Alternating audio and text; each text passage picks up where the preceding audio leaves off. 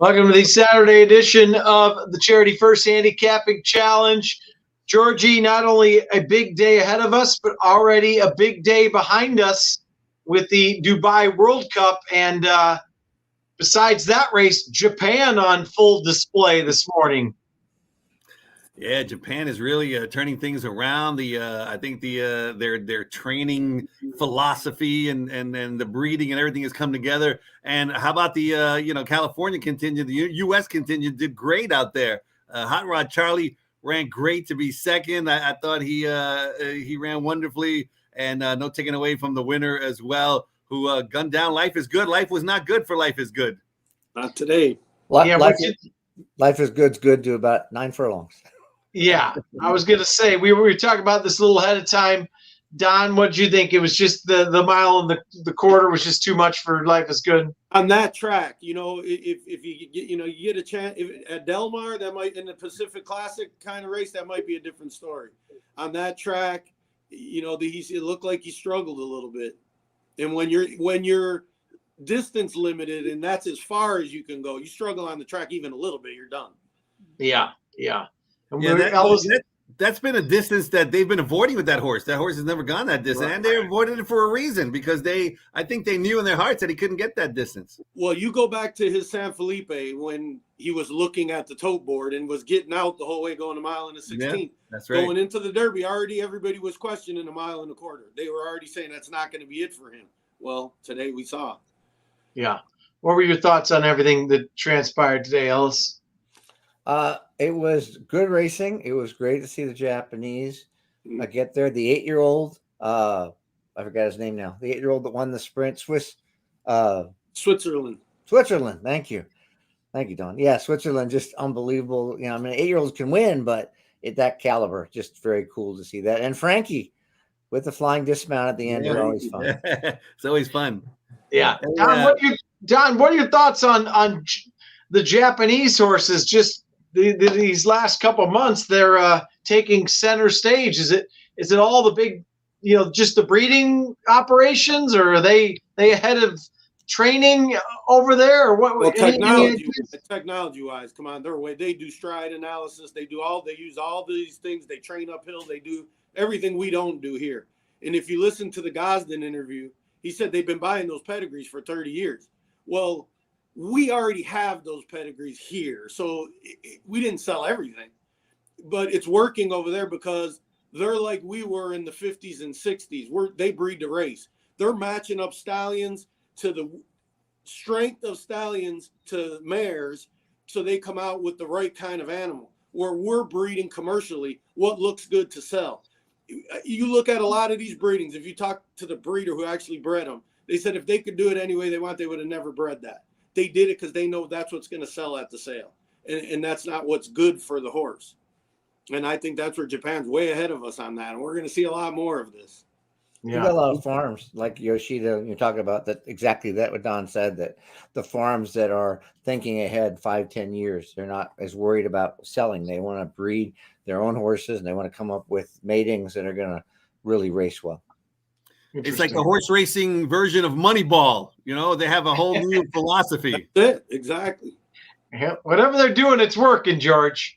It's working. Yeah, we got some great racing this weekend. We'll talk about it obviously today.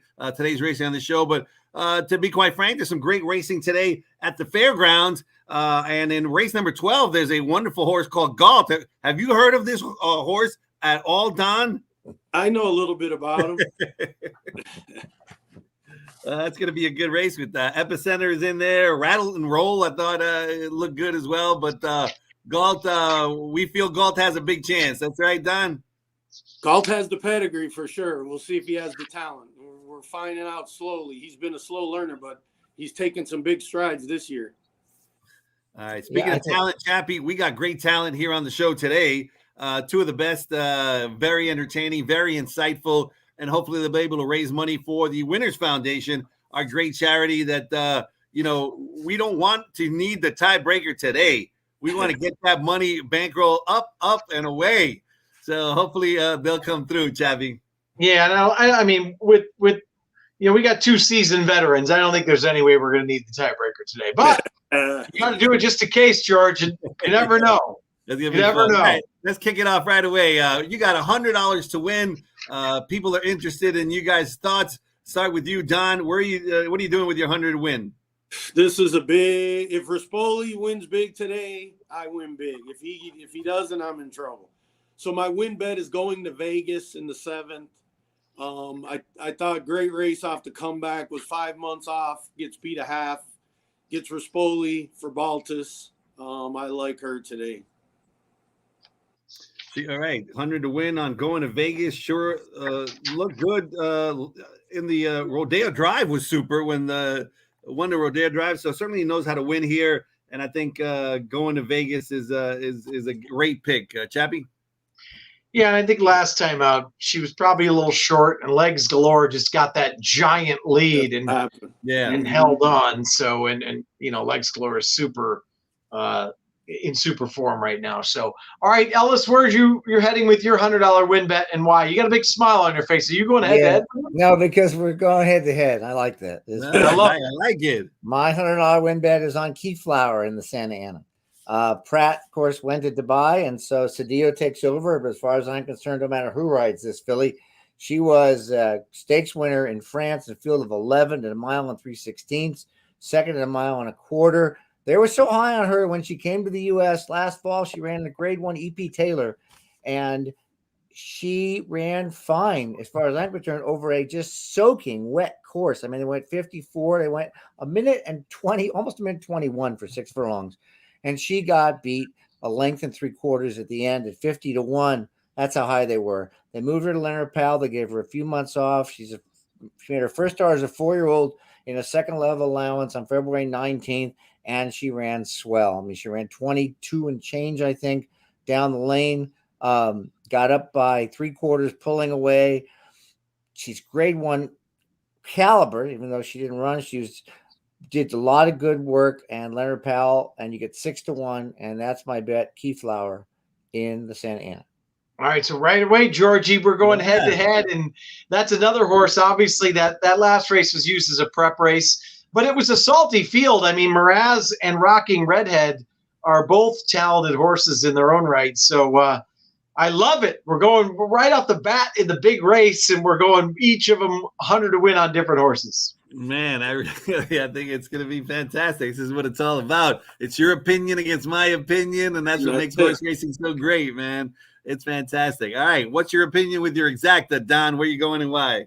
Okay, my exacta is going to be in the 4th race. I'm going to go because I almost passed the race because it just came up so weak for the level, and you have to take a couple things that I don't like. This Coalinga Road's coming off a long layoff. But just heads and shoulders the best of these. I mean, the Sadler's, the second choice, broke his maiden. I can't take 112. I don't care if Santa Anita's slower now or what. 112 is just way too slow for me. So I'm going to go number 4, Coalinga Road, and I'm going to put number 5, Stir the Pot, underneath the Steve Knapp horse. Ice cold exacta? Yes. All right. I love it, man. We're not messing around with box, part wheel, $10.50 exactas like who Gino. Gino. We're getting garlic out, getting the knife and stabbing them right in the heart. All right. 4-5 ice cold exacta with Coalinga Road. Who's the jockey on Coalinga Road there, Don? There's Rispoli again. You need Rispoli big time. All right. All right, Ellis, exacta time. Where you heading and why? All right, well, I'm getting the box, and George can make fun of me, but I'm going to race 8, and I'm going to box the 1 and 2, Synthesis and California Street. Start with California Street, the 5 to 2 morning line favorite with Rispoli. 3 out of his last 5 off the claim by Octane.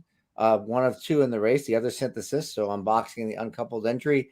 California Street drops basically from a 50,000 claimer open allowance where he was 11 back early. Didn't have a bad break, but just was way back. But the pace was really fast, 22:44. Before that, when he got 23:46, he was right on the pace and won. Synthesis is the real interesting horse. This is also right off the claim by Octane. And if you look back, Synthesis has 3 huge races at this 25,000 starter condition back in January and February. Second beaten, back in February, won by 3/4, came back off a layoff in May, won by a length of 3/4, and then missed by a head at 6-5 at Los Alamitos in September, all with the identical condition. This is a great thing where a trainer reads a condition book, sees, oh, I can pick up this horse for 25, put it in a starter, not be able to be claimed, win 24,000, almost my claim price, and still have the horse for another race for my owners. So definitely fits on every count Synthesis. So I'm boxing 1-2 in the 8th. So it's the Octane box 1-2 for Ellis. And one thing kind of interesting about California Street, half of California Street's victories at the tricky 7 furlong distance, which is always a plus in my eyes. So there we go. Sounds Georgie. good. Timmy Octane. Oui, Messier.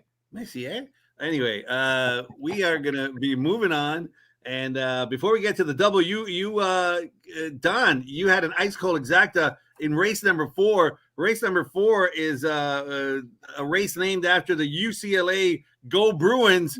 But what happened to UCLA? What happened to Gonzaga? How did St. Peter's make it? What's going on with March Madness? Well, if you notice, these teams that are winning now are tough defensive teams. UCLA's not tough. They haven't been tough all year. They don't rebound the ball well. They play decent defense. They don't play great defense. The teams that are still in it play great defense. And I listened to an interview from Calvin Sampson and with his Houston team, and he was saying that he watched the UCLA Arizona games. They played each other 3 times. And he took his game plan from that. And he says, I am not going to guard those guys the same way UCLA did. Why didn't our coach at UCLA do the same thing? We just gave him this big extension. He's supposed to be this unbelievable guy. Why didn't he see that same thing? And 3 times he played Arizona. So it got him last night. Up 3 with 1:20 to go. North Carolina misses a 3. Long rebound. They let the tallest guy on the floor run it down and throw it back in. And the guy hit a 3 to tie the game. That was the game right there. All the momentum right there. It's crazy. And is St. Peter's for real, Chappie? Are they for real? I mean, they gotta be. I mean, this is making history. Cinderella run of all time. But I mean, a 15 seed in the Elite 8. But like Don said, I mean, I was watching that game last night. UCLA. I mean, North Carolina also. They that one kid, and the name was coming up with some clutch 3s late. He was unbelievable. He was ice in his vein. Unbelievable. I got a hunch bet for everybody, by the way, on the same topic. In Fairgrounds in the 10th, the Muniz Classic, the number 1 horse is named Peacock Kitten. There you go. If you like the peacocks, there you go. By the way, yesterday was the National Day of the Peacock. I mean, that wasn't the hunch play of all time. Hunch play, man. Right? St. Peter's. All right, where are we at? We're gonna be praying to St. Peter for our daily double here. Don, what do you do with your daily double? I see the 8th race the same way Ellis does. So I'm going from the 7th race going to Vegas to the 8th race, California Street. I see the race the same as him. I like when guys claim horses back, but for a different owner. This is not for the same owner, so it's not like an owner was in love with the horse. He claimed it for a different guy. He's won most of 4 of his 6 races at Santa Anita. Like Chappie said, at the distance, he's very good, 3 of 5. I'm going to make my double closing on him. All right, Chappie, remember when? I don't remember this, but when what's this guy's name? Babe Ruth. He pointed and he said, "I'm hitting home run." Shot. That's all Don's doing. He's swinging for the fences, Jack. None of this exacta box, part wheel. A daily double, ice cold, pointing to the fences. Rispoli again. Ellis, I like the risk, but Ellis, don't let him get in your head. As long as I'm not worried about it. No, it's all about the victory. My double is going to be pretty similar. I'm going from the 8th.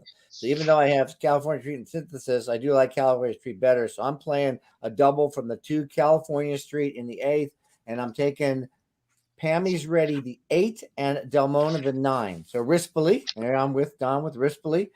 Start with Delmona. He's 5-2, so it'll be kind of chalky, but first time in the U.S., 6.5 down the hill, same as today. Ran a huge race, made the lead, and got beat ahead. I love when horses make the lead. And he broke slow that day. Decent race, second layoff, second U.S. It's all going to work for him just well. But the 8 Pammy's Ready will be huge. 15-1 morning line, one of a pair for Ruben Alvarado. Before that last race, big races. I mean, maiden race at, first of all, last summer at Kentucky Downs, was head and head almost the entire way, ended up fourth. And we all know how tough those races are.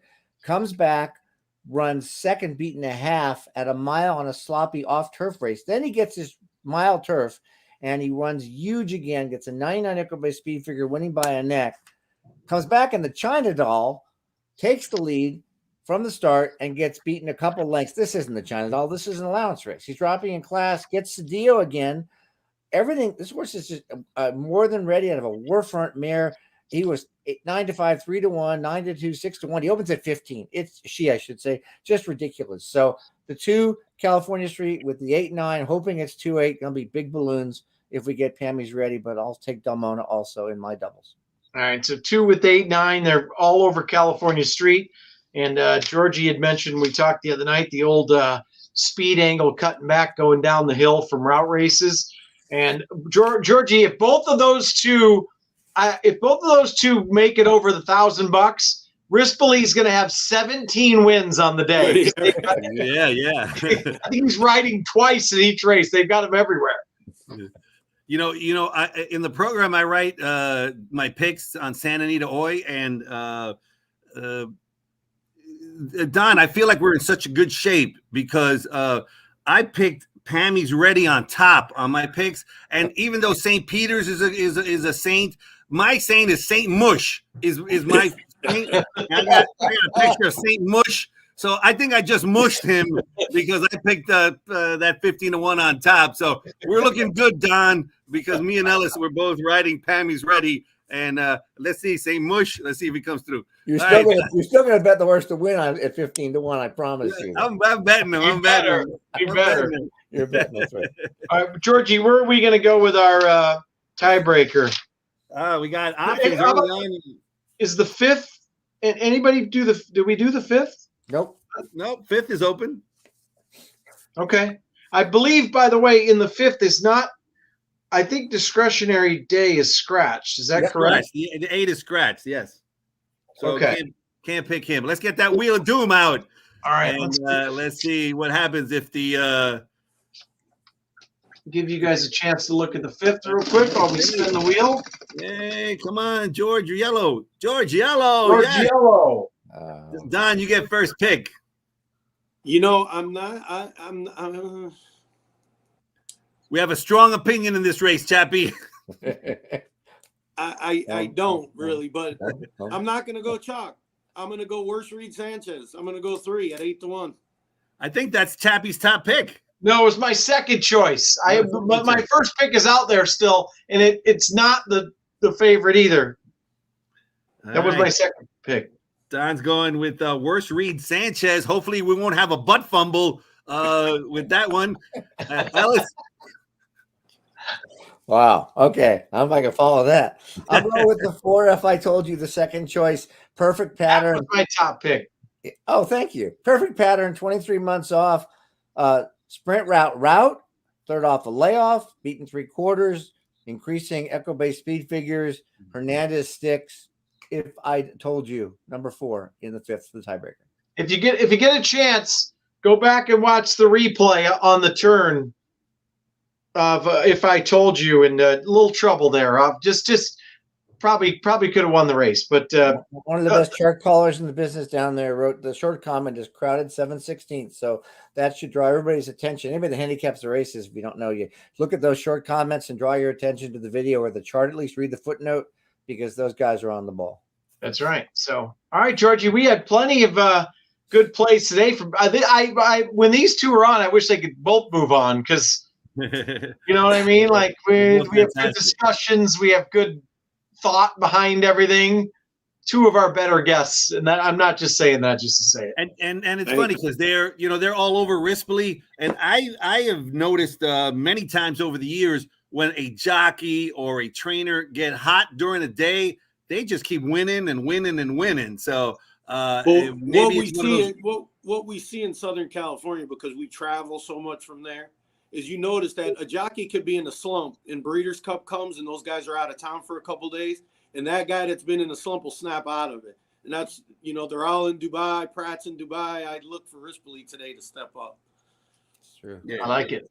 I feel that they have to have that feeling of, oh my gosh, Pratt's out of town. This is my chance. It's just human nature, because it would be the same with me. So that Rispoli's a competitor, man. That guy does not like to lose. Oh man, when's he leaving? By the way, he's leaving at the end of the meet for New York. I thought when Keeneland starts. Okay, that's 2 weeks. Yep, 2 weeks. Yeah, I think at least after. I think right after the Santa Anita Derby, right? At least that's what I heard with Pratt. So I'm not sure. I'm looking forward to betting him a Keeneland. That's for sure. Yeah.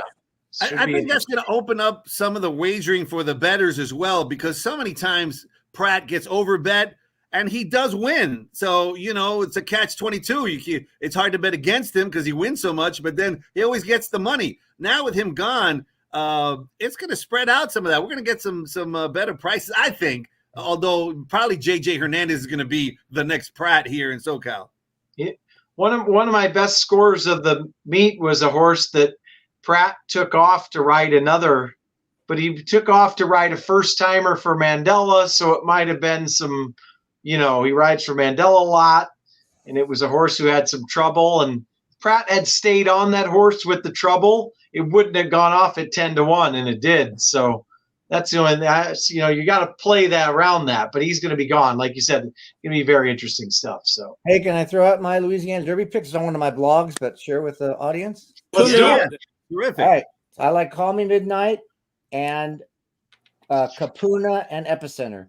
And as a long shot, Curly Tail. But Call Me Midnight, who posted the 28-1 upset in the Lecomte, took off the Risen Star, and he's been working really well. He has a second out of 110 at half a mile coming into the race. So he's good. Epicenter, of course, is going to go for the lead. And if he goes all the way, great. I mean, a mile and an eighth, this is a mile and 3/16. Shouldn't be a problem. But at 6-1 morning line, Call Me Midnight. Capuna, an up-and-comer for Calhoun, who won this race at 22-1, if you all recall, in 2019 with By My Standards. By My Standards. Yep. And he's got big works. And then Curly Tail to hit the board for Dallas Stewart at 30-1 morning line, a curling of a Warfront mare.